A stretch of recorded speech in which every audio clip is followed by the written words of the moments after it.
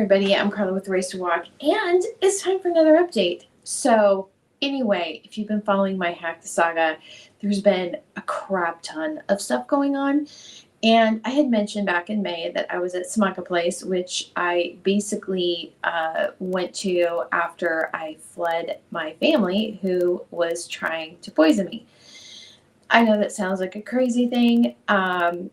I just can't even believe that I know people who would do something like that, let alone being related to them. But anyway, that's the case. So anyway, I've been there. I haven't shared the whole thing, but it's just been a crazy bunch of stuff. And I really haven't said everything that's been going on because I was still there until today. And so rather than going into the whole explanation, I'm just going to read the letter that I sent to Samaka Place on Friday. So anyway, hold on, I'm going to share my screen on this, so it's going to look a little weird for a minute. Okay, so anyway, so Wednesday night, there's just been a crap ton of stuff going on. And anyway, okay, and I'll get into part of what was going on. Let me check my... Hold on, I'm just checking my... Okay. Maybe you couldn't hear me because my volume was down, but hopefully you can now.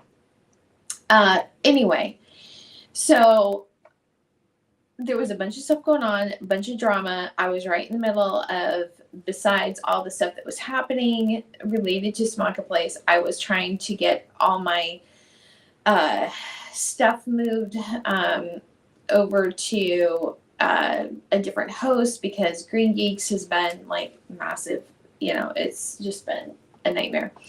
So I was going through all that, and then I was doing a bunch of other things, and I was super exhausted. So this is Wednesday, and I come back, and then one of the case managers, Melissa, comes in and she says, Carla, there's a letter for you. And then she hands it to me. So this is 9:00 at night, and it said confidential on it, and it was unsealed. So this is what I'm just going to read, and so that you can see kind of the saga. This isn't even all of it. This is just small things that are relevant.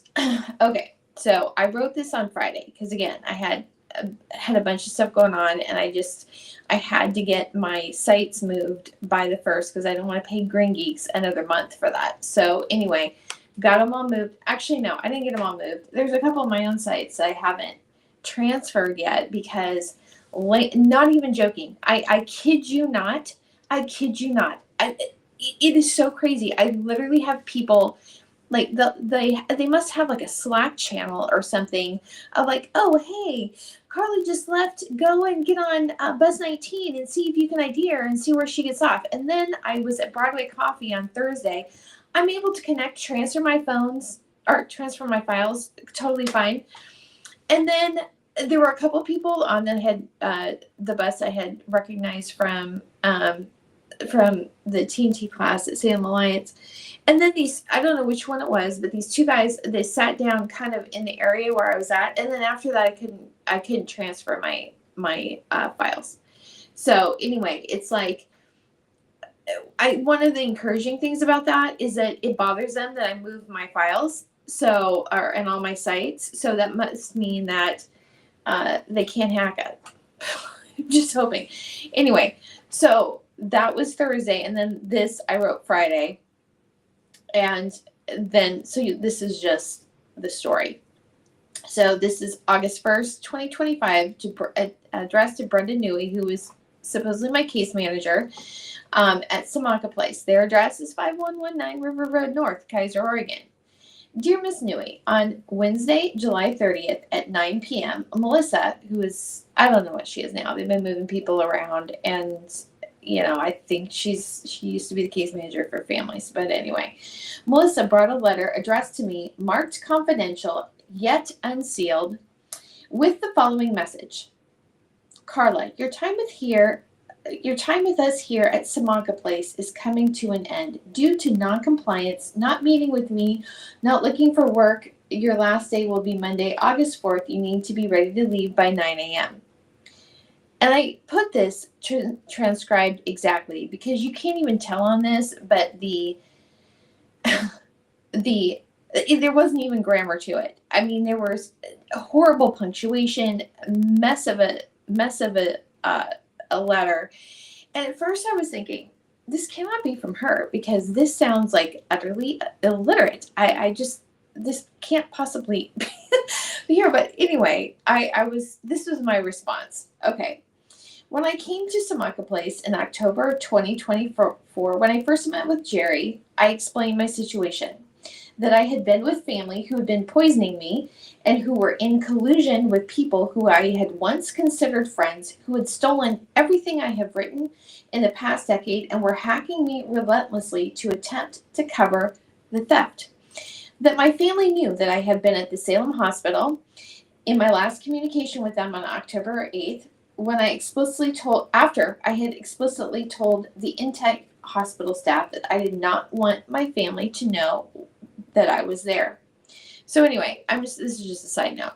So, I didn't put this in there because this wasn't really relevant to this particular letter. But what had happened was the night I had been feeling really off and I had been suspecting that they were poisoning me, which I know it sounds crazy, but if you go and you look at my videos from like September to October, you can see the change because I was doing updates. You can see the change, and you can see like on October 7th when I did a live stream.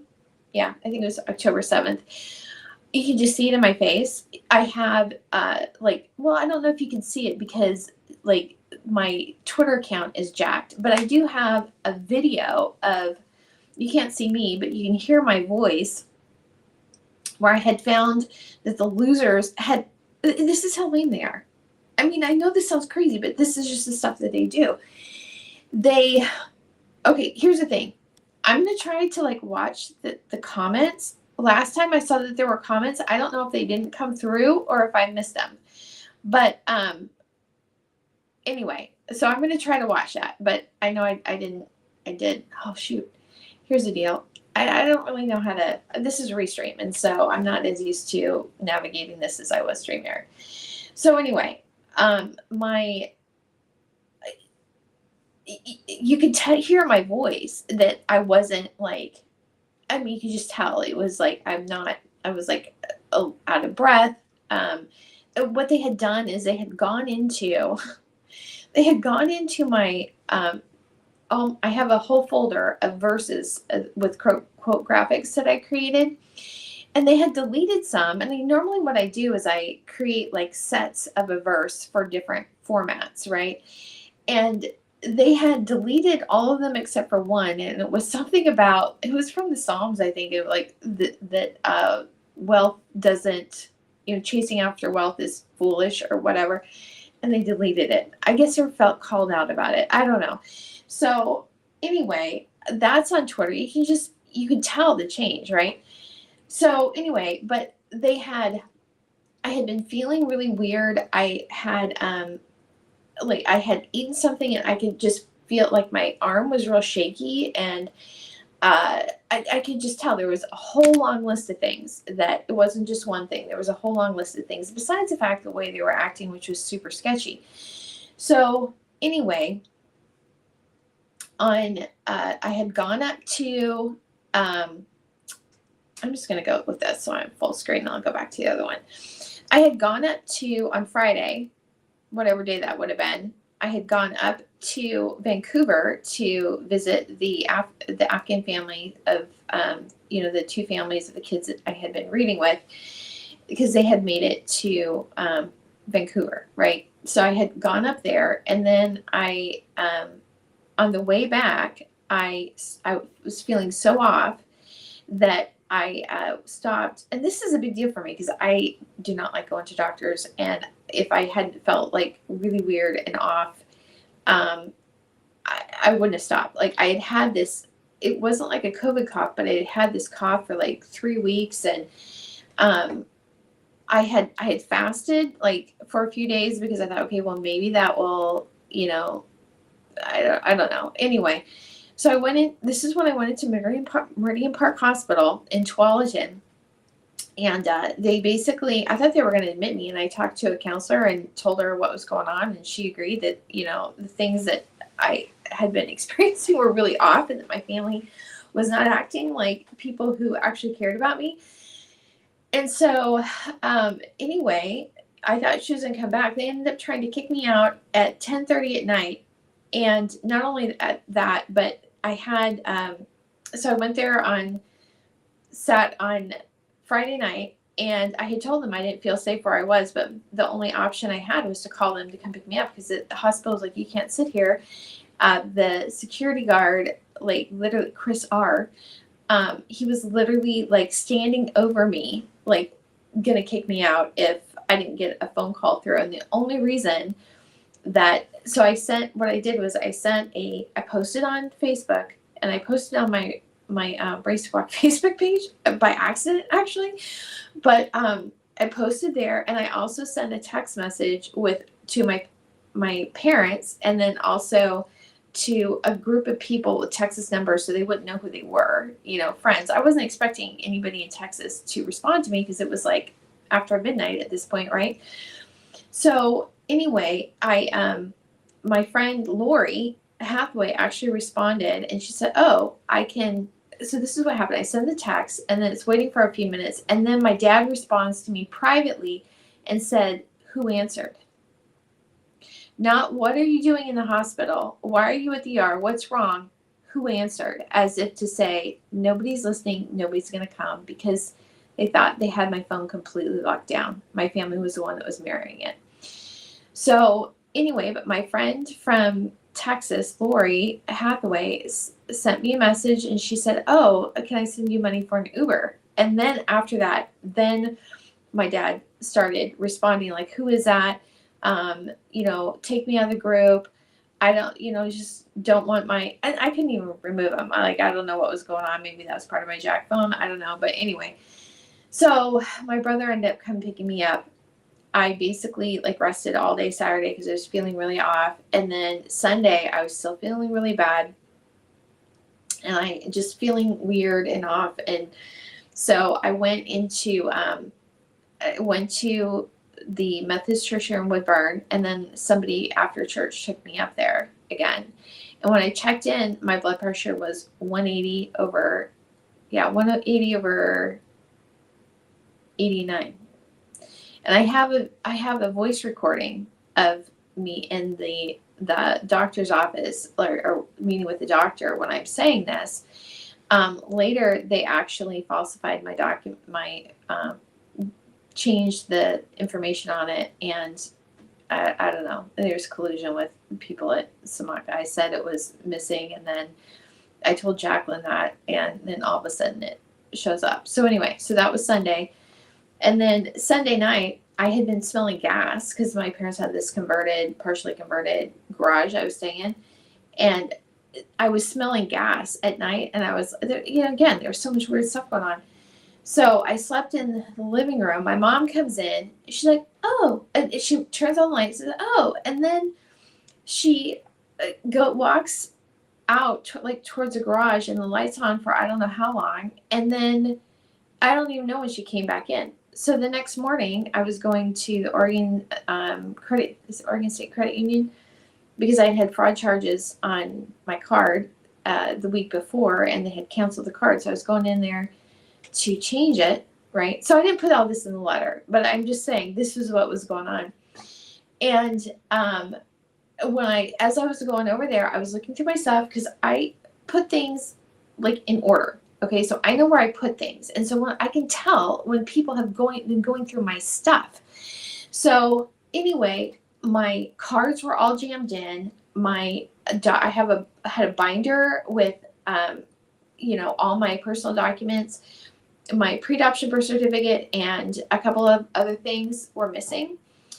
And those were later returned. It's like, okay, we're going to steal them so we get the information, but then, we're going to put them back. So it's like, no, we didn't really do this. This has been continual, this sort of behavior. And I was like, you got to be kidding me. So when I saw that they had gone through my stuff and that those things were missing, I sat down. I called the Woodburn police in the same police department that told me a couple months before that hacking isn't a crime. And I said, I want to make a report. These things were taken. They went through my stuff. I want to file a police report. And so at first, the first person that responded to dispatch didn't want to come out. Like, why do you want to come out? Or why do I need to come out? I said, I want you to come out so that there's a witness that I made this report. So finally somebody came out. I explained it. The guy's like, well, I can't really do anything because I can't prove that they have it. And so anyway, so that was that. So I went across the street to the Legacy Urgent Care, which in the discharge papers from the Legacy Meridian Park Hospital, they had said if I was feeling bad, go to urgent care. They wouldn't take, because I wouldn't take my blood pressure. I wanted to see what it was because it had been pretty erratic. They wouldn't take my blood pressure. They told me I had to go back to the hospital. And I'm thinking, I'm not going to that flipping hospital in Tualatin again. So did not know the bad reputation Salem Hospital had. I had no idea. If I'd known that, I wouldn't have gone. But anyway, after the Legacy Urgent Care in Woodburn refused to take my blood pressure, I just got on the bus and went down to Salem Hospital and checked into the ER, and then that started a whole other fiasco. So anyway, all of this is going on, but I left. When I left in the morning, I left like at 9 o'clock. My dad's like, oh, well, if you go anywhere, make sure you tell us where we're at. I'm thinking, nope, I'm not doing that. But I went down there, and when I checked in, I said, I do not want my family. If they come looking for me, I didn't know at the time that they were the ones that had my phone mirrored. I did not know that. So they knew where I was the whole time. But they had, I think they must not have figured out. I have this, a binder that after I started getting hacked, I wrote down all of my passwords and my backup codes and everything. And they must not have figured out right away that they had, when they went through, I think they took pictures of all that, and they didn't figure it out right away what they had. But while I was in the ER, when I turned on my phone later after, the Salem Hospital refused to do anything, I could tell that there had been logins or attempted logins. I was getting notifications from Google that they had tried to log into my account, and they couldn't because I had two-factor authentication on it. And so then they start doing all these, oh, where are you? Where are you? Where are you? So the next day I basically said, this is the thing. I would make a horrible undercover agent because I just tell whatever I know. Like, this is the thing. It makes me so mad. I'm like, I'm just going to confront you. I know you're being shady in what you're doing. It doesn't work that way. They don't, if somebody's sketchy doing those things to begin with, they're not going to tell you, you can't have an honest conversation with dishonest people, basically. So anyway, I said, I know what you're doing. I want you to stop. I want you to I want those documents returned. And then anyway, there were two things that were tells that they had been involved the whole time. Number one was my brother made a comment, and I knew he had been impersonating, by the comment I knew he had been impersonating some of the Afghans in my WhatsApp group with them. Why? I know. It's just, despicable. I don't know what else to say, but when you decide that you're going to steal, because this is the thing, I can tell just by what all's been going on. In 2015, there was supposed to be an inheritance that came to me from my birth parents. I don't know what they did, but they somehow, I think, made it seem like other people were me. Like, I think they had Mary Newton impersonating me at first. I can tell this which is my brother's mother-in-law, from how they've been hacking my Google photos, and then on my dad's, his contacts, the picture of me didn't even look like me. It looked like a morph of me and Mary Newton. So I don't know what all, but the reason they decided that I shouldn't have something that was left to me, and so they decided to steal it for themselves. The crazy thing is that I'm not like them. If I had something, I actually had a dream about this. It was in 2015 when I was getting, this is right before I entered the apologetics program. And I came back to Oregon. I came back in 2015 just by myself. And then I came back in 2016 for my brother's wedding to Teresa Newton. But anyway, in 2015, right before then, I had this dream that I was going up this river with my family, and all along the side of the river were all these buildings that said Salico. We're going up the river super fast. And I felt like that was what God was saying, that was what was coming. Well, it did, but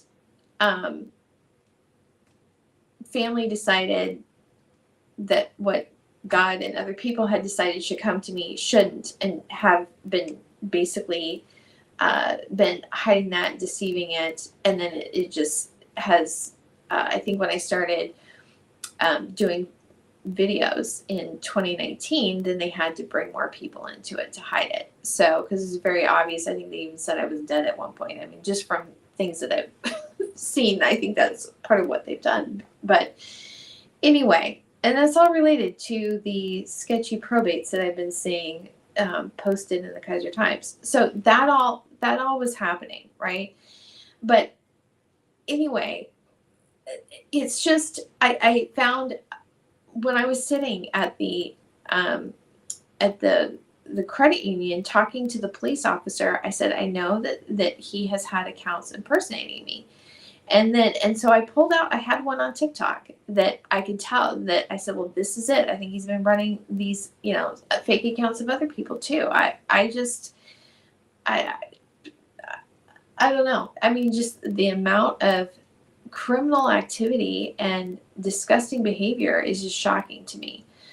So anyway, and they didn't do anything about it. I mean, they took the report, but they didn't actually do anything about that identity theft, right?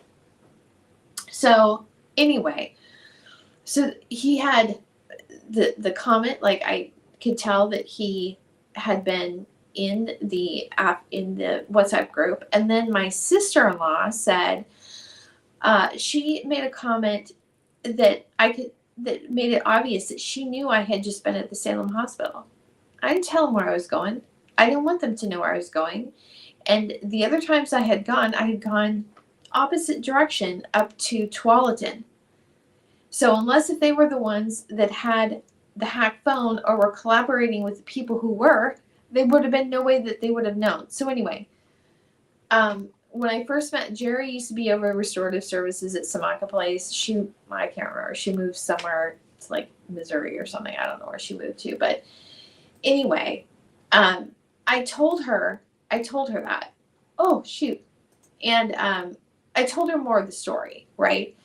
And then it just seemed, I didn't really, it's so much and it's so overwhelming. I mean, I literally have thousands of pages I've submitted in reports to authorities. And, I've done tons of videos on it. So it's a lot. So I don't tell the whole story the whole time, every single time, because it's not really relevant to everything. And it shouldn't have been relevant coming to Samaka Place. It's like, literally, I am fleeing from domestic abuse. Someone trying to kill you is the definition of domestic abuse. And so, anyway, according to, we'll get into this. So that was what was going on. But this, I'm just going to go back and read the letter. Let's see. Okay. So, so that's why I was talking about, that my family knew I had been at Salem Hospital in my last communication with them on October 8th, when I explicitly told the intake hospital staff that I did not want my family to know that I was there. The fact that they knew exactly where I was additional proof to me that they were either directly mirroring my phone or that they were in collusion with those who did. I told an abbreviated summary to Kim. She's over restorative services now, but she was in something else at the time.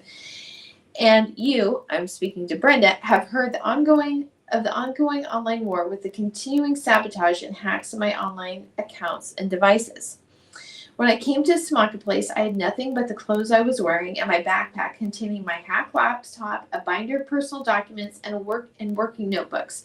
What I have needed since I came in October 2024 was a phone that was not compromised, a laptop they didn't have the device ID on that they could hack, and a paying job that wasn't dependent on the hacked laptop and compromised accounts.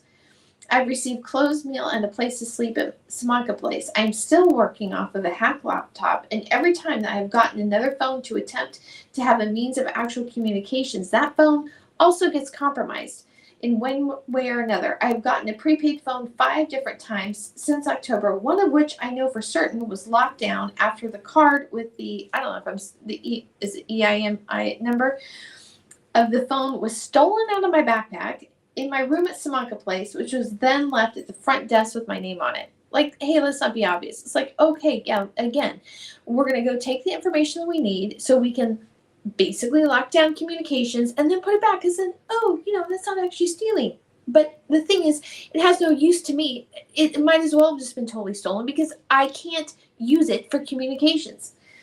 Okay. My attackers did not stop when I left my family's home in Woodburn. As soon as they discovered I was at Smaka Place, they began sending people in and bribing people for who all knows what. Jacqueline Russo told me that there was someone giving people at Smaka Place gift cards, and considering the fact that Sharon had my dad's scooter parked in room 103, I'm assuming my brother, Brian Salee, maxed out the credit line on his house, paying people to destroy me, and had to resort for bartering for bribes. This is no joke. Literally, the room I was in, I mean, they're so obvious. They're really not that great of actors. I mean, I think they're a bunch of con artists being brought in, but they're really not that great of actors. And I literally think that that's what my brother had to do because this older woman, had my dad's scooter in the room parked in there. Can you believe this crap? Anyway. This is a situation that I have been living under. What should have been a safe place, a shelter and a refuge, was turned into yet another situation where I had to be on guard at every moment. I have to carry my backpack with me everywhere I go, in the dining room, to the shower room, to the chapel, because I have had lipstick stolen out of it when I was at the dining bar, and my back was turned and things rifled through when I was in chapel. This is true. And that's not even part of it. I mean, it has been nonstop and continuous. When I was in room 106, someone tried making calls on one of my hack phones during the time when the room was supposedly locked. This is true. All of it is too long to list, but just as I have documented all the sabotage and hacking of my devices and platforms, I have documented everything that has happened while I have been at Smaka Place. You have the right to determine who can be at Smaka Place, but you do not have the right to make false statements about my actions. That I have been non-compliant is false. I have complied with everything asked of me. I have done my assigned chores every week since I arrived. So this is the thing. They have, like, according to bed number, you're supposed to do a certain chore, either vacuum or do the bathroom. Okay. Doing them for 2 rooms in 1 week in the week that I was moved. I had been in 3 different rooms since I arrived, and other than Cassie Knowlton, there has not been a single other roommate that could have been said that it was true of. In the room I'm currently in, C103, I can count on my fingers the number of times my roommates collectively have done a single chore, let alone both for the week. Not even joking. When I mop the bathroom floor, the floor is literally black. I don't even know what the deal is. They'll go when they run out of toilet paper, they'll go and do it. That's it. One of them will pull the vacuum into the room, doesn't actually vacuum. I don't know. I mean, I don't get involved in it because, number one, when I realize that people are involved in the plot against me, I don't talk to them anymore. It's like, I see you, I know who you are, I'm not engaging, and I'm not getting involved with other people's weirdness. Okay. And the claim that I have not looked for work is so ludicrously absurd that it rises to the level of slander.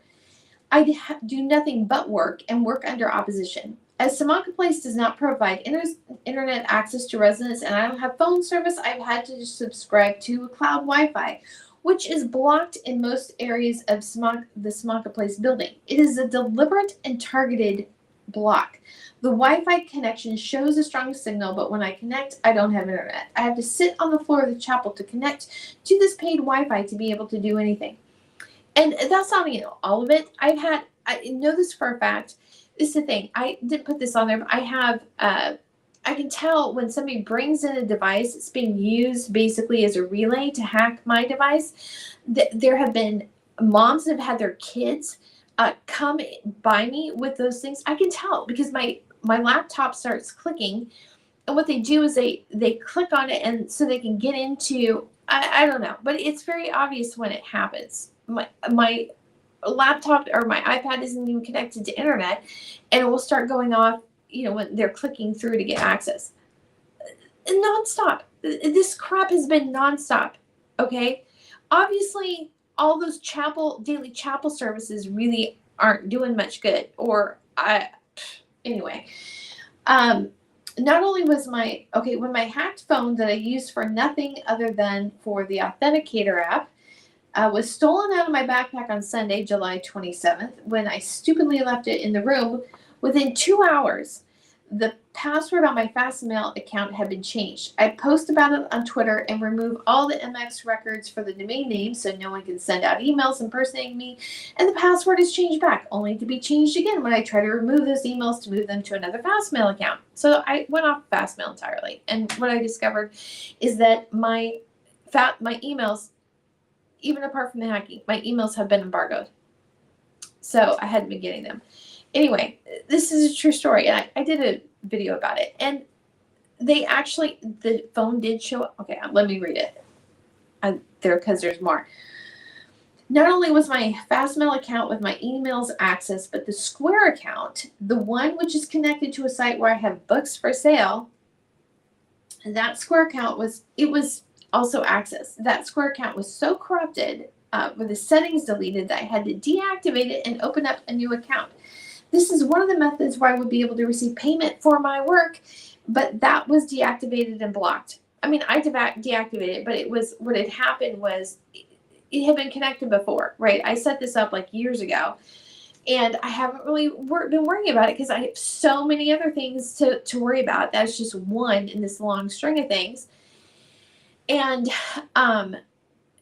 anyway, they got into that since they had the phone. I don't know if they cloned it or what they did, but anyway, they got into that. Who knows what else? I haven't even gone through all the accounts that are on that Authenticator app because that literally can take days. I mean, it's just, I get things secured, and then I have some wenches that are being paid off to basically sabotage me and go in behind me. Anyway, so I've been working to okay, let's see. Let me go back to this. This is not the full extent of the sabotage, but I mentioned these two things as an example and proof of the access of the codes on my device. Yes, the phone was returned, and it was put in a place where I don't put my phone. It's like, they're so messy. It's like, oh, I'm sure that they put it there so they can make it seem like, oh, you just misplaced it. No, I mean, I'm not hacking my own accounts. Okay, it's obvious that was taken and given to somebody that was using it to access my stuff. Otherwise, they wouldn't have been able to do it. Okay. Let me see. Okay. So other than meals and chapel, I'm constantly working to restore the sabotage and defacing my enemies have done in my prior work. So I have a representative portfolio because every job in the field I have been in for the past 20 years asked for one in the application. That's literally the only reason that I found a lot of this stuff that they had destroyed and defaced was because I was putting together, a work portfolio for applications. Literally the only reason that I found some of this stuff. Anyway, I am working to secure the sites of and communications with the few remaining clients I had because they've jacked with my stuff so much I've lost clients. And I've been working at the Kaiser Times since March because you told me that was a condition of staying at Samaka Place. So I work for 12 hours a week. So do the math. So that is 48 hours in a month to stay at a shelter where they already get funding for me to be there. Okay? Yeah. So even though it takes the majority of 3 business days, leaving only 2 further efforts, my time at Kaiser Times has been a blessing. As I shared with you previously, those 12 hours a week are a break from having to focus on all the malicious sabotage those frenemies have done. However, as for furthering career goals, as I told Les Zates when I met him for the first time on Tuesday, which I did. Les he lives in Eastern Oregon, so I've been working there all this time. Last Tuesday was the first time I met him. There is no job at the Kaiser Times that would provide me with experience that I didn't already have. This is true. And this is not ego. This is just the truth. I've sold advertising and sponsorships, networked with community, built and run events from the ground up, created ads, done layouts for magazines, programs, and books, and edited for content and copy. Seriously, every single job in that place. I could do the bookkeeper's job too, because I've done that as well. I've done all of those things. It's not like I'm learning stuff. I mean, other than discovering how shady attorneys launder money through fake public notices. Okay. The only area that would provide an expansion to my existing skill set is being taught to write from a journalistic perspective. I write from a marketing perspective to persuade someone to my point of view. If I had the opportunity to receive guidance and feedback from the legendary Les Zates, and he's like very well known in investigative journalism in Oregon, that would be a once-in-a-lifetime opportunity. This letter is just a restatement of the facts. I have not only had friends steal from me and try to frame me for their crimes, but also make false statements about me. I will not stand by passively again and allow any further false statements to be made about me to stand. If I hear that anyone at Simaka Place has made the claim that I was non-compliant or refused to look for work, I will consider that defamation of character and act accordingly. As multiple authorities have refused to take action on reports I have made about the attacks against me, my only defense is the truth. My experience at Simaka Place will be my story. Take that as you will. So anyway, was there a response? The response was that the person who boosted my phone was, she left. She left that day. I sent this in the morning when I came back. They tried to make it seem like, she was coming back, but she left on Friday. She was gone. That was the only response. No other response to that. So that's fine. Here's the thing. I haven't said a lot of things while I was still there. I'm not there anymore. Not there anymore. So that is not a deterrent for me just saying the things that I think. So here's the deal. Like I said, I am, this is what happened that Saturday. Here. Why am I not? This doesn't look very well on there. Hold on. So this is what happened on July 27th. I've literally been carrying my backpack everywhere I went. But you see that purple shirt on there? So here's the deal. I can tell that's my shirt. I got up and I saw it laying there and I was like, you have got to be freaking kidding me. This is my mistake. I left the backpack because I wasn't really thinking that the person that was still in there, Heather, was like hard. I'm going to say her name because I know it's not a real name anyway. It wasn't like hard, just get paid or something if they can like get information. So anyway, I go up and and Brenda was there that day. And I said, people were in my locker. I want them out of it. And she's like, well, nobody can get into your locker unless if, you gave them the code because only staff has it. Yeah.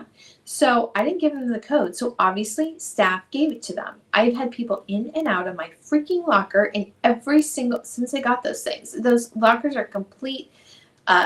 It's a joke. It's a complete joke. Do you want to know what the code was originally? It was your birthday and year, or birth month and year. Anybody can get that for anybody off of social profiling, even if they didn't have somebody feed it to you. But I had this whole thing where they're like changing it. It was just this whole long thing. So finally, this was when Jerry was still there. She changed it to something else. She had in her phone. So yes, I did not give it to anybody. And I'm positive that staff gave it to them because I don't think that it's only people that are there that are involved in this. I have had mail return. I've had my replacement PayPal debit card that was sent to me. I never received it. It was stolen out of the mail. it was activated and charges were attempted against it. I have 2 police reports at the Kaiser Police about this. Then last week, lo and behold, I have to create a new Square account because I don't even know what they did to it, but it was just not even fixable. There's going to be information coming there, which is going to go to the marketplace. So if I don't get that again, so I'm not there. Obviously, there was no response to this letter, other than they kicked out. I don't know if they told her to leave or what, but anyway, the person that stole the phone is gone. But anyway, I had taken that up and I said, I'm tired of this. I have had people in literally every single day. I can tell somebody is going through my stuff. And so I went back and then that's when, I didn't realize right away that my phone was gone. But when this is Sunday morning, went down to TNT, I'm pulling something out, looking, and I realized that phone's gone. And so I left the class, went into Broadway Coffee, and I start working through stuff. And then my connection starts. I mean, these jackasses, literally, it's like, if they know where I'm at, they'll block my internet connection. This just happened. So anyway, but that's what I spent all day on, was going back and forth, finally realizing that, Fastmail was basically not a good thing, which ended up being, a blessing in disguise, because if I hadn't have moved completely off of Fastmail, I would have never known that they were embargoing my my emails before I got them through Fastmail. And, with all the other stuff, like my propaganda and government corruption, where they stole my and plagiarized my No Fear devotional, and all the authorities, the FBI that I've reported things to, and they haven't even given me a report number, let alone doing anything. I mean, some of the things I was just realizing that day is that Fastmail is an Australian company, and so, government officials, like the ones that, I am sure are behind some of the harassment, the FBI, they could have been the ones blocking my email from coming to me. So anyway, so I'm just going to show you a few things about, how some of this stuff is related. So this is this doesn't go on here. Oh yeah. And then just as I'm logging in, they had another, they prompt additional logins, and then they log in with a Mac. So they did this on here. I had to log out of my legacy marketing account because they had somehow kind of tunneled in, sort of, and were able to get a Mac sign on. So I had to literally sign out of it to be able to get them off of this device. But this is what I'm talking about. I can tell when things have been hacked, because this is what I'm saying, that the iPad will have screenshots, and that where the keypad is, I have one of them where you can see where they're entering. I don't know how they've gotten my my security code or my PIN code, unless they're just like creeping on through the security cameras. But anyway, I can tell every time that there's a hack, because there's this whole string of things like that, So I know that there's people in the room that have these devices. It was very obvious to me yesterday, like as soon as one person came in, my internet connection shuts down. I mean, they're basically the one carrying the device that is being, used to block my communications, which, by the way, is a federal felony. Anyway, not that I expect anything out of this, but so what's the deal? So, like I said, I can tell that there have been people who have been impersonating me, and I can tell who it is by how they jack my photos. So I know from the photo on, or the contact photo on my dad's contacts, that it would look like a morph between me and Mary Newton. I mean, she's like 5'2". I mean, if you saw either of us together, you would never confuse the two. But if you don't know somebody, right?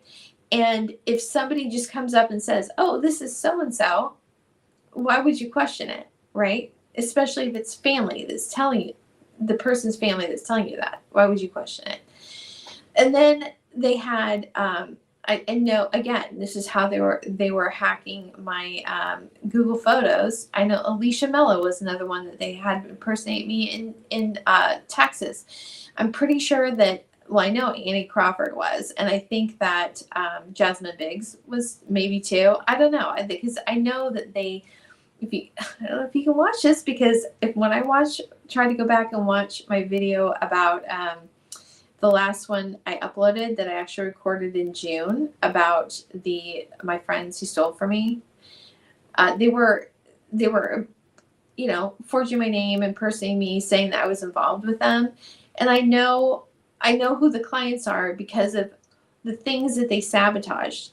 So they would say that I was involved with a project, right, like a book writing project or something. And then I would do a video about the book, and I would, like, there would be things I'd criticize about it, and it would make it obvious that I was not part of, it make their lie obvious. So they delete transcripts, literally delete transcripts. So, it's not as likely to come up in the relevant videos. So anyway, who all knows? Who all knows? I don't know. But for the people at Samaka Place, I'm just going to show you this.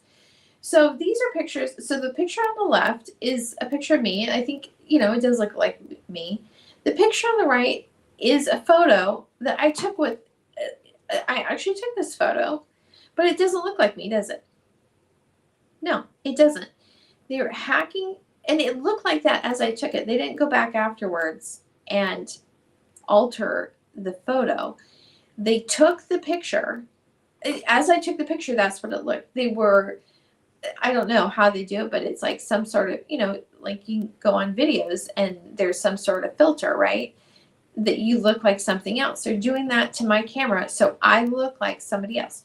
This doesn't really look like, the middle, the one to, like, in between me that you're seeing me in the video and the other in the red. It looks kind of like me, but not really, right? So this was our morph trying to make their Catherine impersonation look like me. Doesn't really look like her, doesn't really look like me, but this is their morph of the two. And this is how one of the ways they're trying to fake it, right? Okay, this next one also is taken within a few days of each other. Does that look like me? Kind of, not really, right?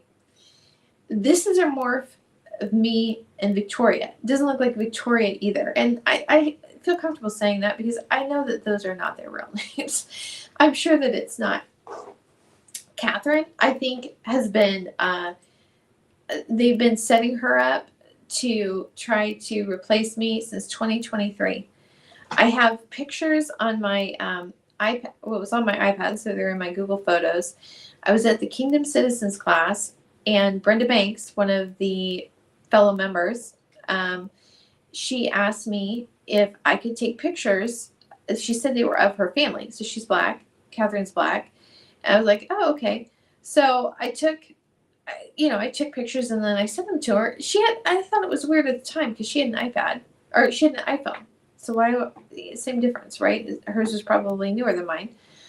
But I think that was basically a setup because one of the people involved, which in this whole deception on multiple levels, Drew Tipton, I think he probably, I don't know. But anyway, it just doesn't seem to take much for people to be corrupt and sell out. They think it's just this little thing. But all these little things, they're compiling to build up a lie, right? So they can steal my life and steal my identity. Anyway, so that one's Catherine. This one is Victoria. And again, it doesn't look like either one of us, but I'm assuming that this is as close as their fake impersonation can make. This is the thing, not only on video, Okay, I've mentioned this before. You know those I wouldn't even know the name of the movie, but the Tom Cruise movies where they do masks and impersonate people. That's what they're doing. There's a whole crime ring around here with identity theft, and part of the way that they get away with it is they must have. I was just thinking about this. I don't know if you've ever read The Wizard of Oz, but there's one of the books. It's like either the second or third, because there's a whole series where there's kind of this evil queen, and she has all these heads of women in this whole room full of heads. That's what I'm imagining they have. They just have um, wigs for different things, different masks that you can create them with 3D printers. Like I said, you can get voice modulators for $20 on eBay. So if they're going around, somebody doesn't really know somebody, right? Then they're not going to know the difference between the two. So just like this one crew, I think they had about 4 different people that they were, I think different factions had, because I think they were working together to try to steal my identity. And then when I came to Samaka Place, they had all these other people there. I think there were different factions, had different people. Like I think my family was trying to get Tammy to pass. So here's the thing. They all left. Like after I did my Unfakeable video, they all left Samaka. They were gone. Tammy showed up a few weeks ago, and nobody said anything. But I'm thinking that is not her. I mean, the person that walked in. So the actual Tammy is shorter than me, and the person that was impersonating her was taller than me, and had about a third more body weight than. I mean, it's like a whole third more person than Tammy actually is. It was not her. There's also been somebody, I'll show you this in a minute. But anyway, so that's been going on, right? This is identity theft on a massive level, and not just, taking people's cards, but, literally stealing their whole person identity. This is what they're doing. So this is another photo. So this is what I'm talking about. So this is a picture of me. I have this off-white cardigan. This picture of me, and then there was this whole thing one Sunday where I had just laid the cardigan down on the bed, turned around, it's gone. Couldn't find it. And then, I took pictures in the bathroom. The one place I put it, or take a picture of, there suddenly it shows up. Like, oh, you just misplaced it. It's literally, but this whole thing so that Victoria would be showing up at Salem Alliance in a cream cardigan, and I wouldn't. Hers is not anything like mine, but you can see, right? I don't know if you can tell. Her hair's in a ponytail. You can just see this kind of more of a crochet type cardigan. So anyway, a couple weeks ago, it wasn't last Sunday, but the 27th, when my phone was stolen, because I was going down and I'm walking, into Broadway Coffee, going to set up my stuff, just try to secure my accounts, and then supposedly Victoria's standing in the line. Oh, hi, Carla. And okay, first of all, her face was like completely different shape. Her body is different, right? It's like Victoria's butt is a lot bigger than mine. Every time she wore my leggings, she'd rip out the seam and I'd have to sew them up again. Anyway, body was different. Personality was different. I wasn't up in the room when she was there, but anyway. So then again, she's there. Same person, and you know who it looked like. The shape of the face looks like this little twit that's been following me around Salem. That was actually just sat down by me during the when I was waiting for the sheriff's sale on July 21st. The fraudulent one where they stole an entire house. Anyway, so that's the shape of the face she had. So anyway, she shows up again. She's just in there. It's like the facial features, it's like they did an adjustment to them, because again, I said this in my phone, like I did a note. I'm like, it's totally not her. I mean, and so they did adjustments, but it's still like the cheeks of her face are like totally not Victoria's. Also, the shape of her face is different. Victoria has a longer face. This person is like rounder. The person that she's walking by getting snacks. I mean, Victoria did not do this. She did not chew like a cow. I mean, it's just not. The personality was different. I mean, how she responded to things, it was just different. I mean, I don't think anybody else would have, it's close enough that if you're not on guard or aware of all, the level of fakeness, deception, and fraud that's going on, you wouldn't necessarily know. But since I'm on guard, I'm like, yeah, that's not her. Because the reason I questioned it to begin with is that the last time I had seen her, she came on the 27th, also on what day would it have been? On Sunday. The last time I'd seen her before that, she looked really bad. I mean, like, she looked like I looked when my family was poisoning me. And when she didn't show up for the next couple of weeks, I was like, wonder about that. So anyway, I have a video I recorded a couple months ago now. It was in June, about how to get away with murder. And I streamed this on Twitter. I have yet to upload it on YouTube and Rumble and the others. That's the thing. If you can't watch my videos here, then go to Rumble or Odyssey, because like I said, I've noticed that playback on my videos gets stalled. But anyway, if somebody doesn't know that someone's missing, they still see them, supposedly this person out walking around, right? You have to have a body to be, most of the time, to be able to prove a murder. And if you don't even know that, that person is not around, how would you, I guarantee you that's how they're doing it. Anyway. But the thing that was really obvious was, it's like they're going off a copy of a copy. So Victoria is trying to mimic me here, right? In that this crew, they're hacking they must just have like a checkout system or something for my Google Photos. I don't know, but it was very obvious to me from what the person was wearing on July 27th that they had seen this picture of Victoria in my photos, and that's what they were modeling it off of. They didn't know that hers was a cardigan. The person wearing it just had a short one. And they had her hair in a ponytail. And this is a big tell. So when she said something to me, she's like, I said, oh, you have bangs. Because Victoria didn't have bangs. And she's like, and it was just this look. And she's like, oh, yeah, I trimmed them. She didn't have them at all before. And she's like, oh, and I trimmed like 5 inches off my length. I'm like, yeah, let's just be honest. Anyway, so those are gone, right? But she's still showing up. So I don't know if they think they're going to be pulling her in they think they're going to be able to still pull off an impersonation or something.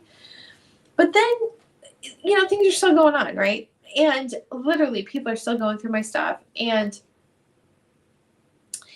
so one of my roommates has been supposedly having class at Samanka Place by video for this would be the 3rd week, right? So the last few weeks. And on one of them, this is the thing. I know that they're trying to run people impersonating me, right? And I know that there's people at Samanka Place that are involved.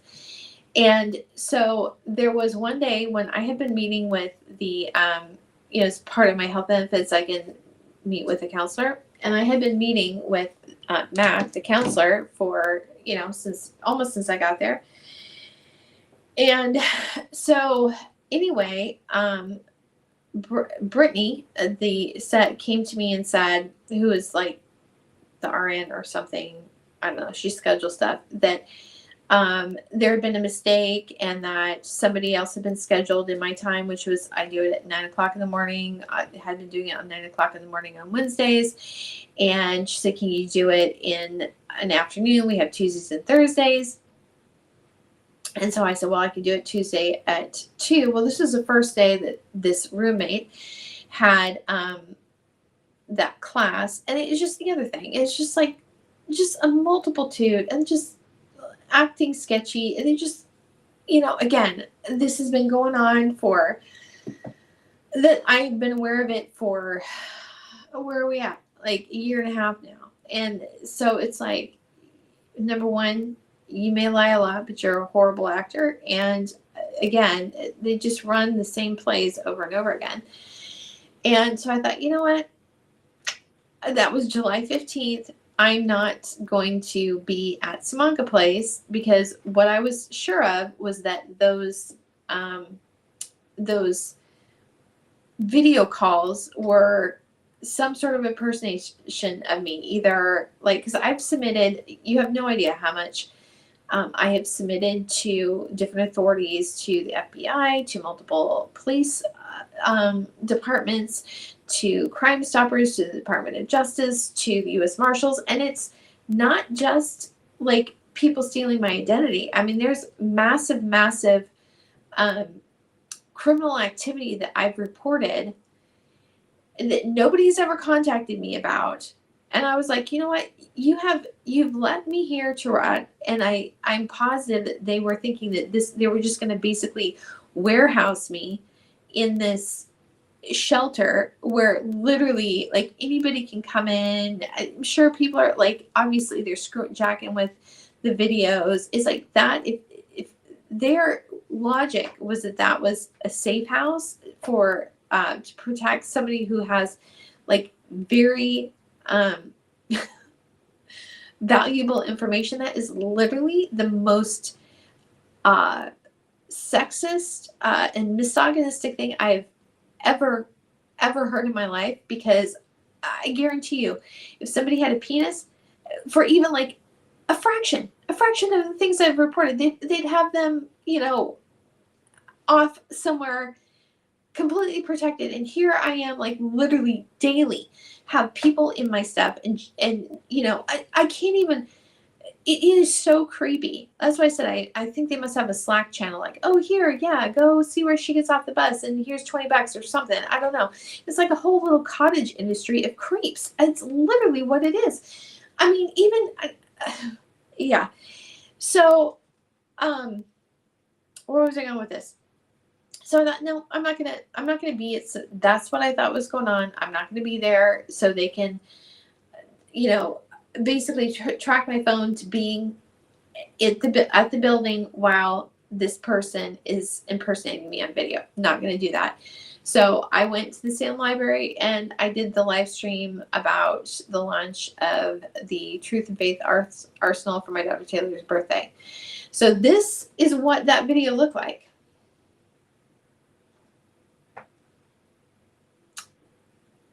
You can go on my channel and see it.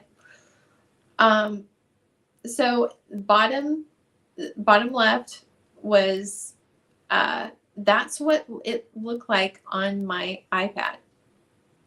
That wasn't an altar. That's literally what it streamed like. And then in the upper right, that's a photo. I think that was like the day before or something. Does that look like me?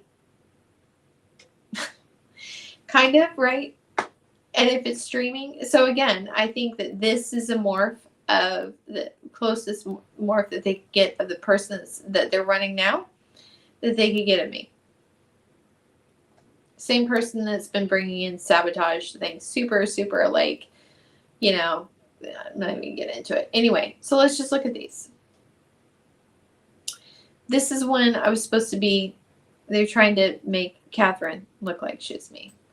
This is a person, this is on my devices, right? I took this and I was like, what, and then this one.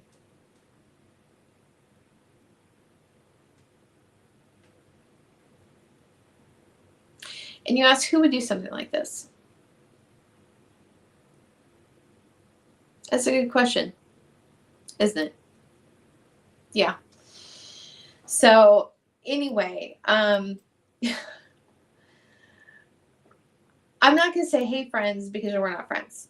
We've never been friends. I had the people that stole everything from me. I felt like I had a friendship and relationship with them. I don't have that with anybody at Samaka Place. I could have had, but when I realized that they were starting, that there were multiple people that's basically like, oh, hey, team, it's like so cool. We're all part of this little conspiracy. Yeah, we're not friends. So anyway, like I told Mac one time, I can, the people that were friends, they're middle class, upper middle class. They were in need of nothing, right? And they still tried to steal everything I have, everything I am, and destroy me. I don't get that. I mean, I don't, just even being, if you're even a halfway decent person, you don't do things like that. And especially not, the friends. Literally, they make a living off of being a Christian or saying they are. They do content and manage social media for big name influencers. They're the words behind, the faces of the evangelical industrial complex. That's their gig, literally, is being a Christian.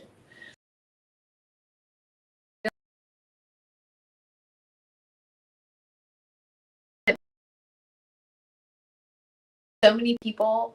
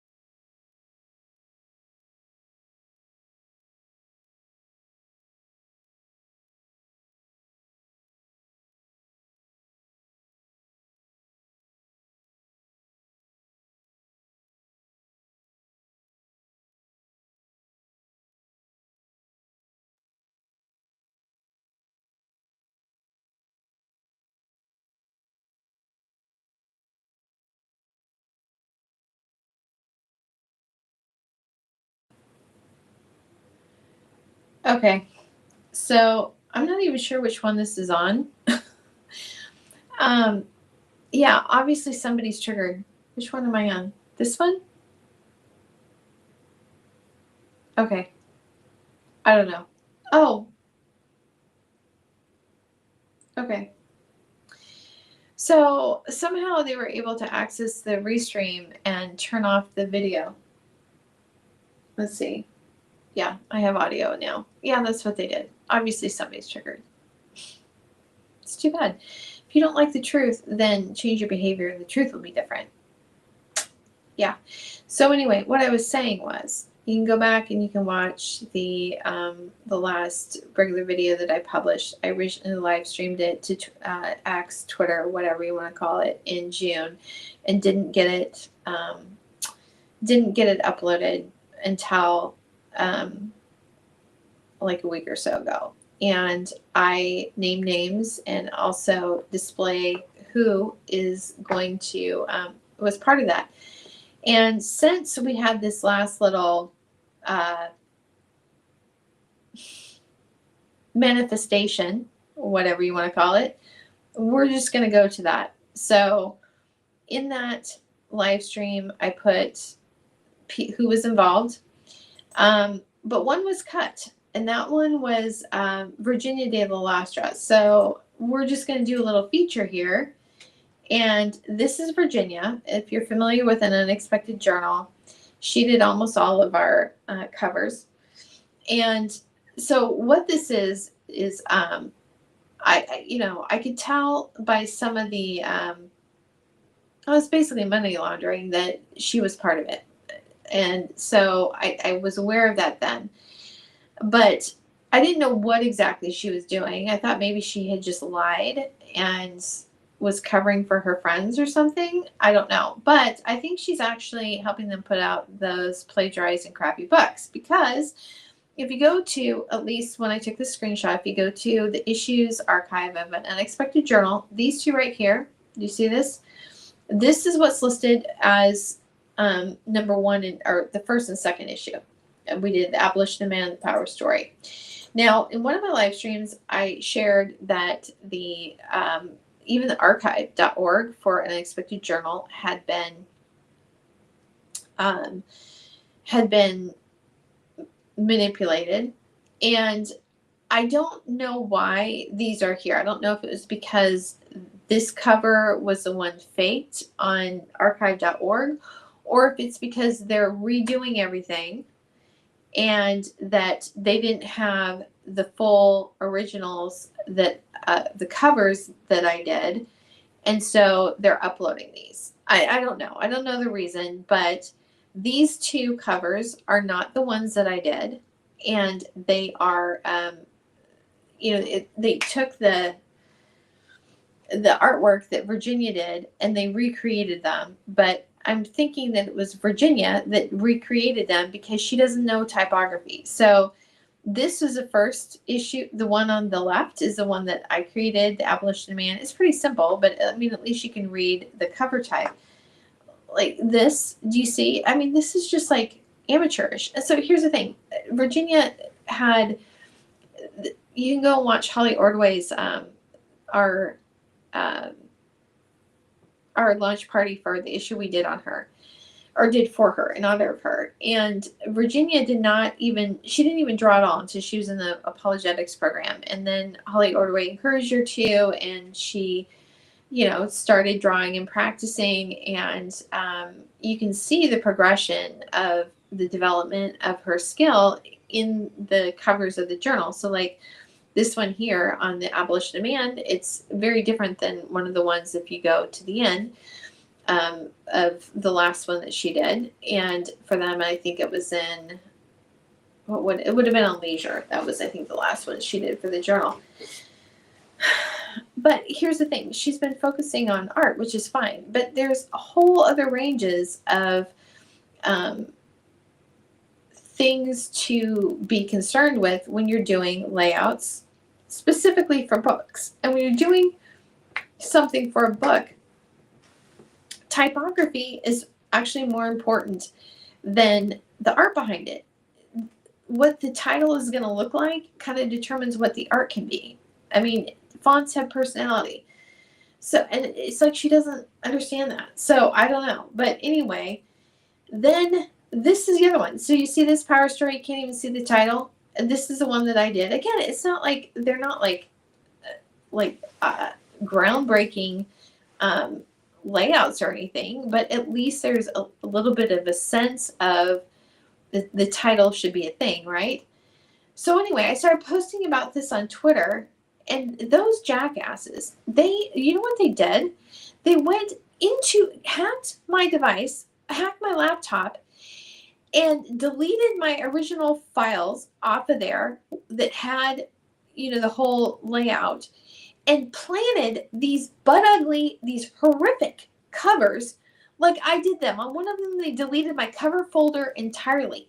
So that's why I'm making a big deal about it. Not only that, but I included her in that, in the run of the photos of people involved. They cut that out of my video. They cut that out. So you go and sabotage my stuff to cover up your crime, Virginia? I mean, literally, if you took any pride in something, why would you try to, like, I don't know. I don't even understand this. But this is the thing. This is why I know it's her. So this is Zach Schmall's book, Disability and the Problem of Evil. The irony, right? Virginia did the art for that. And so, it's a really cool illustration.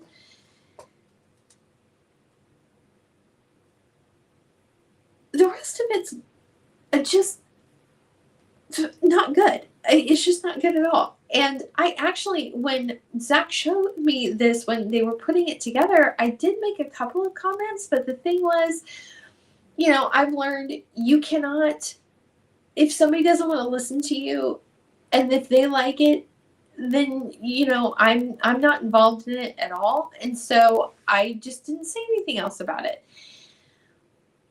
But I can tell it's the same style, right? Do you see this? No sense of layout or typography. Yeah, it's exactly the same. It's exactly the same, and that's how I know that Virginia is involved. And I don't know, like, what the deal is. Like, if there just must be, like, service providers out there to go and hack and sabotage to try to cover up the fact that, I don't know if it was like they were trying to say I did that crap, or if they're just mad because I said it's crap, and so they're planning it on my computer. I don't know. Did not do that shit. Anyway, excuse my language. It make me really mad. So anyway, yeah, it's just never ending. But what I was saying was, before I didn't cut the feed. They just cut turned off the video. They weren't in need, right? They had middle class, upper middle class, but still they're a bunch of criminals and crooks. I can understand, people at Samaka Place being, they're in a precarious situation and being pressured into doing it, but that would mean either they're just being bribed outside, but if they're being pressured into doing it, that means that there's people at Samaka Place that are staff. They're involved in that. So, and the fact that there was no response to that, my letter tells me, I mean, I knew this before. I knew this before that there was staff involved. So anyway, and probably not just at Samaka Place, probably in UGM too, because, and the reason I say this is because they had that singing mayor, Kathy, that was, what's her name? Kathy Roy or whatever her name is, that was very obviously auto-tuned. Oh my gosh. Dude, what the heck? Yeah, there's like layers of deception, layers of loser. I just, there's so much. There's so much. But anyway, going back to,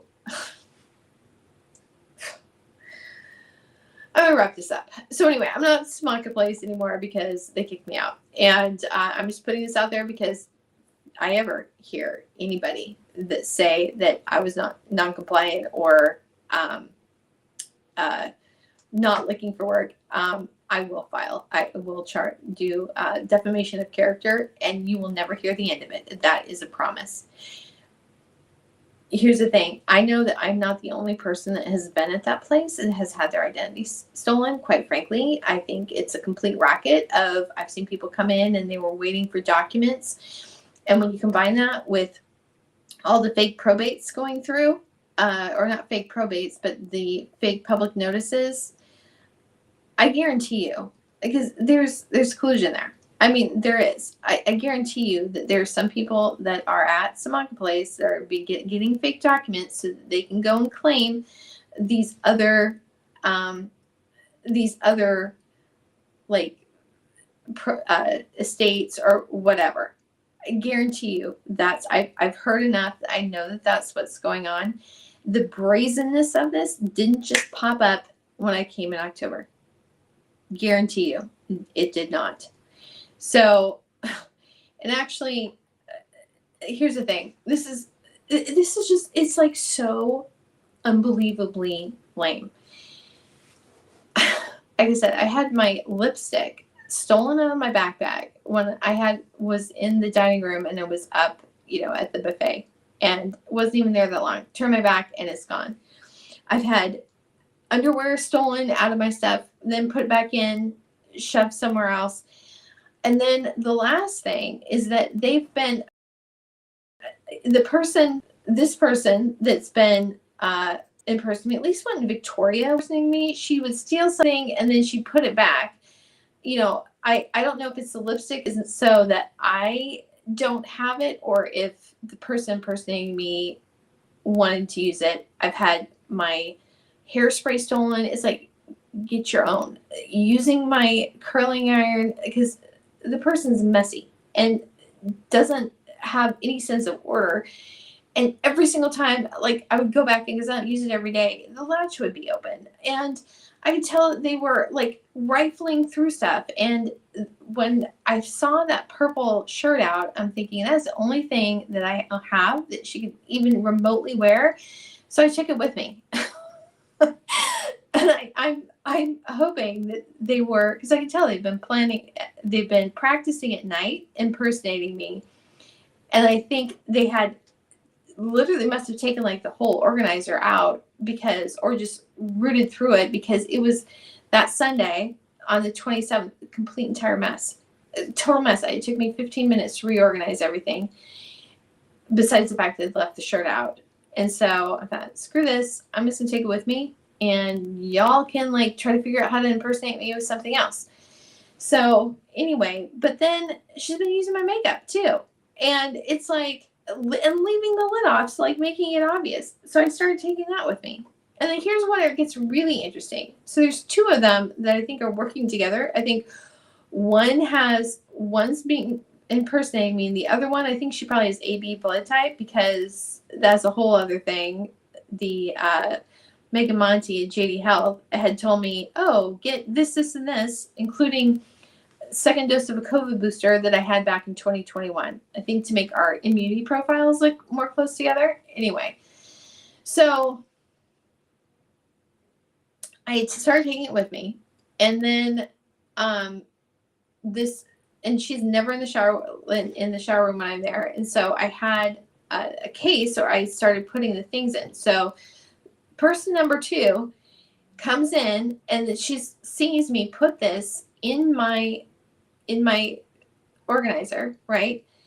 And then I put it in, has just started taking extra with me, like anything I thought that they might be using to try to impersonate me, I've just been taking with me.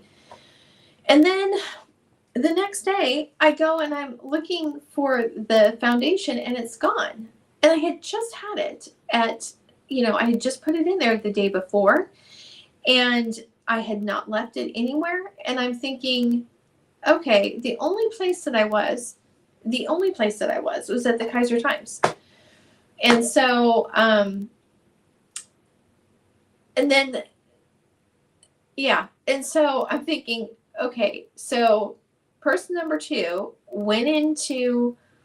was there, watched where I put it, told I'm thinking it's either Robin or Christine, the bookkeeper, and told them where it was to get it, because I had also noticed that the things in my wallet were jammed back in not right, and nothing was gone. But I think what they need to do is to find out how much stuff they have to fake. I think that's what it is. But anyway, so there's collusion there. This is all connected. Like, when I went down on Monday to the courthouse, and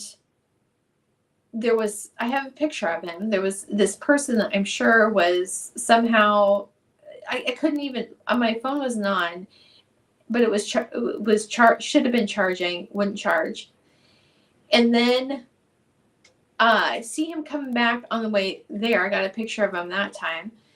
But it's like they had tagged my phone somehow, and like anywhere within 2 blocks of the Marion County Courthouse, my phone wouldn't charge. It was like there was some radius thing set, which is crazy, right? So, but the thing is, this there's so much fraud going on. And what Robin said was, I said, their subscription system is just very archaic. I said, there was like a system, like a regular content management program, you wouldn't be having these problems, you know. And she said, this system's been in place for a decade. It's not going anywhere. And I was thinking, you know, a decade is when I think that, you know, my whatever was left to me was fraudulently diverted. And maybe this is just a thought, maybe that it was so successful, or they thought it was, that they expanded the operations, because there's a lot of public notices going through that paper that I can tell that are not, that they're fraud. So here's the thing. This is one that came in, I can't tell that it was basically, if you look at this, it's very obviously fraudulent, because the from and to is both from legals at Kaiser Times. So very obviously that was not from somebody else, right? It's like, and this is the other thing I've noticed, it's like, I mean, I do think there's some sketchy attorneys involved, but I think sometimes something will come in, right? And then another one is sent in right behind it. And so I think it could be a few things. I think it could be that they're sketchy attorneys. That's one thing.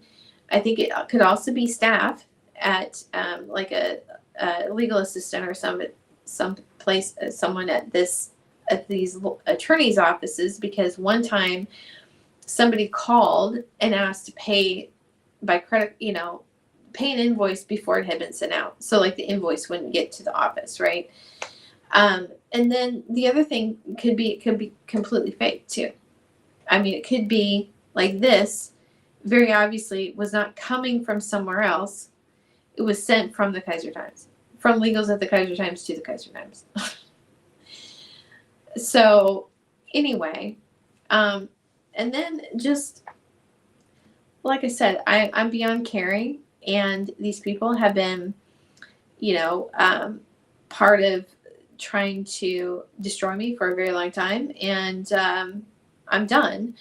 So the person that is doing the legals now is well, his name is Justin. But one time, a longtime advertiser came in and he said, he thought he was Andrew. He's like, no, I'm not Andrew. You know, he was a couple people from me. So there was this guy, Andrew Jackson, who had been there for a long time. And then there was somebody else named Logan Turbs, who was there, I'm not sure how long. And then Justin supposedly came in November of 2024. Well, here's the thing.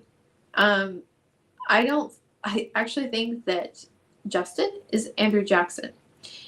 I don't think that this picture here, this is a poster that's up at Samaka Place.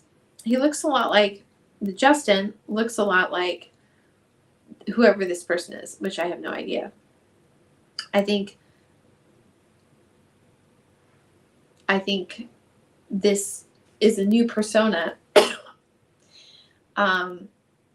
I don't know if the sketchy public notices had been investigated before, and so there was this big shift. I don't know, but a week or so ago, the reporter Riley came in, and Justin went over to give something to him, and I don't know what happened, but I don't know if Riley had something that was caused some sort of interference and disruption, but Justin's voice totally changed. I mean, it was completely different. And whatever modulator, whatever thing was on there, you know, you could tell it was obvious that there was an altering being done. Also, he said things that he talks about, oh yeah, we did this in 2022, when he supposedly he was there until 2024. So anyway, there's a lot of sketchy stuff going on. Like I said, I don't think it's just, I think that there's a few things going on. I think that this is just basically, the Kaiser Times is a really small distribution. And so the public notices are less money, and they're also it's less likely to be found, right? And I think that's part of it.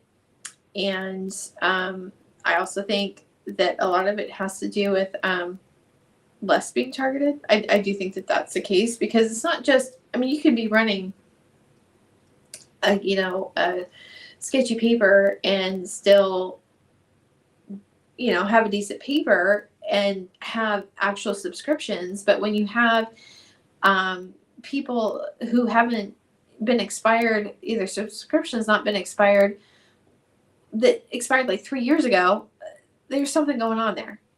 Also, one of the first projects I did for Les is he wanted letters to go out to everybody that were expired, and I think there were like 900 and something on the list, and by the time I got done cleaning them all out, it was down to 636 print subscribers. So I sent out about 300 letters. I sent them all out, and it took a while to get through. And Christine said, "Oh, here, I'll take them to the post office," and took big garbage bags full supposedly to the post office. I never saw any of those come back with payments. I also never saw any returned addresses coming back. I think maybe one or two.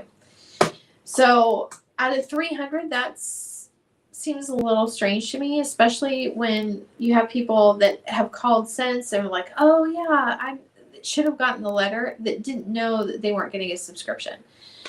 So anyway, all kinds of shadiness all over the place, and I do think that they're all related. And so here's the deal.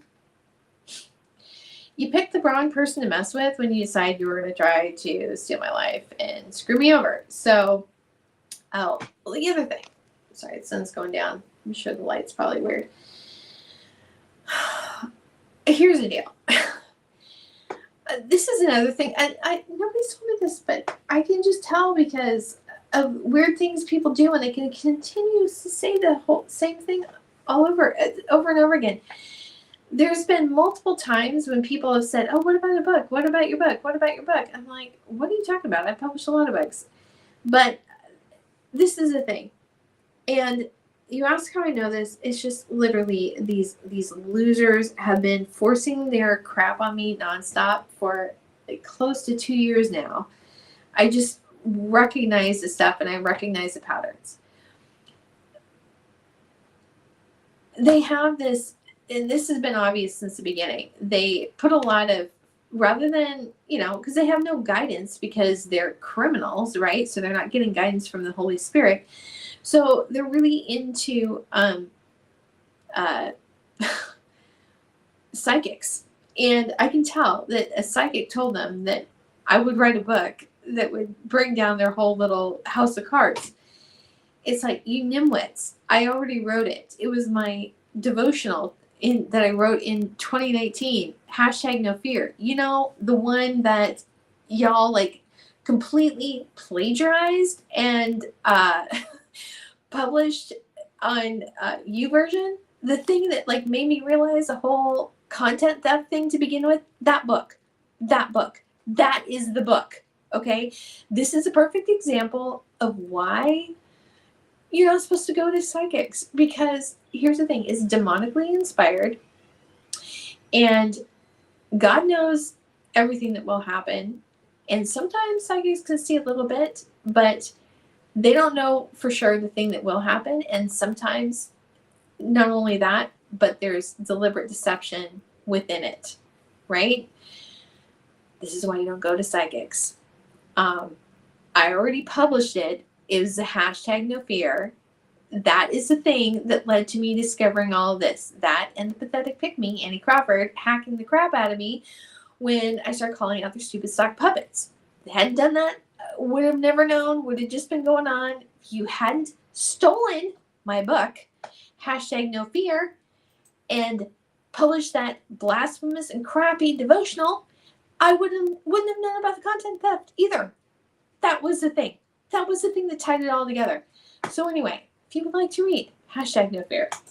You can go to my website, effusionmg.com, collections, Truth and Faith Arsenal, and I have packages on that. The thing is, when my my phone was stolen and they got into that account, my Square account, they jacked the online payments. So depending on when you're watching this, it may or not, the online shopping cart may or may not work. But if you want a copy of it, you can just call me and I will be more than happy to sell it to you.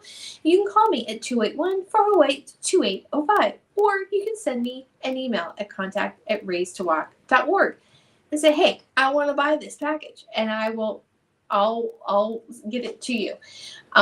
You can also, if you like, you can donate on Venmo at Raised to Walk, or Chime, or Cash App at $ Raised to Walk. Anyway, that's what's going on. And like I said, I'm really done with losers, and it would be really, really great if y'all just realize that I wasn't lying and telling a story when I said that God told me how this ends. Was not lying about that, okay? And so either you think I was lying, which I'm not. At this point, you should realize all the attempts against me have failed and have only exposed you. Maybe you should catch a clue. Or you're a real idiot and think that you're going to win against God. I don't know which one it is, honestly. And I don't really want to know, because I have a lot of stuff to do. I don't want to, I'm tired of like having you trying to figure out losers. Okay. So, I just want to say, just so everything's clear.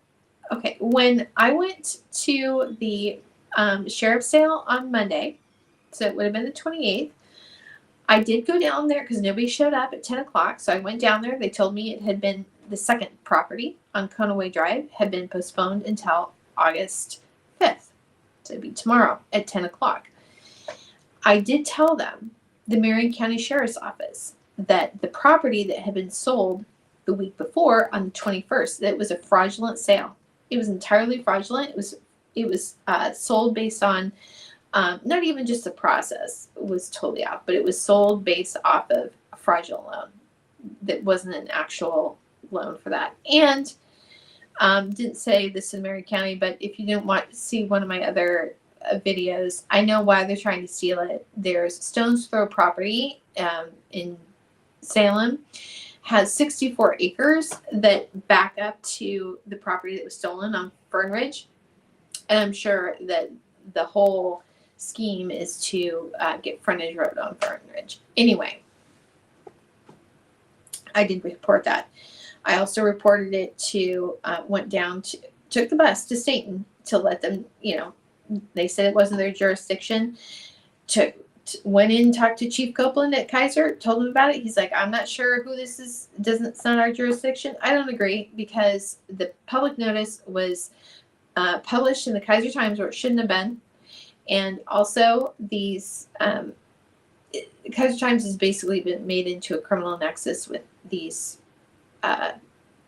fraudulent postings. And that is in his jurisdiction. So anyway, that's that. And again, you want to support me in my work, you can donate directly at Raised to Walk on Venmo, or on Cash App and Chime. Also, you can share this with your friends. I mean, feel free to like download it and like share it to somebody. Like I said, it's on YouTube, but the playback it's blocked.